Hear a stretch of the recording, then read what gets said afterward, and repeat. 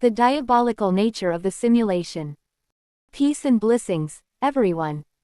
I hope you are surviving the simulation, and finding a way to remain content within it.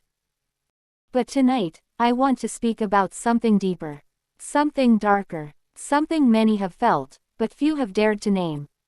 What if this world was never meant to free us?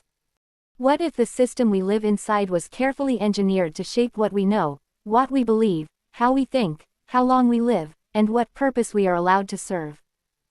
What if, before we ever opened our eyes, the script was already written? A world of forgetting. A world of distraction. A world where humanity is trained to erase the past, fear the future, and obey the present. We are born into a structure we did not choose. We are handed beliefs we did not create. We are told what is true, what is holy, what is legal, what is real. But look closer. The banks, the governments, the courts, the laws, the borders, the systems of control that surround us like invisible walls. We are told these things exist for our protection.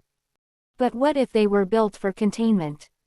What if every generation is simply placed back into the same cage, under a different name, with different faces at the top and the same chains at the bottom? They call it progress. They call it civilization. They call it order.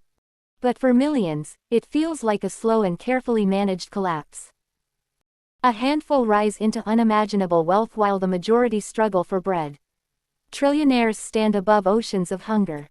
Power multiplies at the top while suffering spreads below. And we are expected to believe this is normal.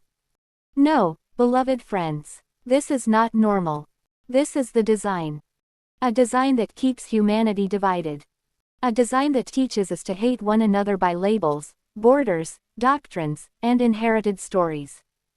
A design that turns religion, economics, and politics into weapons against the human spirit. And every time someone begins to see through it, the system moves to silence them. Because the greatest threat to control is awareness. Some will call this rebellion. Some will call it madness. Some will call it heresy. But truth has always sounded dangerous to those profiting from the lie. And no, I do not belong to the names this system placed on me. I do not worship the labels it uses to divide and diminish us. My name is enough. My soul is enough. And I refuse to forget that human beings were made for more than servitude inside a machine that feeds on our ignorance. Tell me, what is a human life in a controlled society where even the measure of time feels like a sentence? 70 years, they say. 70 years, and then silence. Yet even a turtle can outlive the span they assign to human greatness.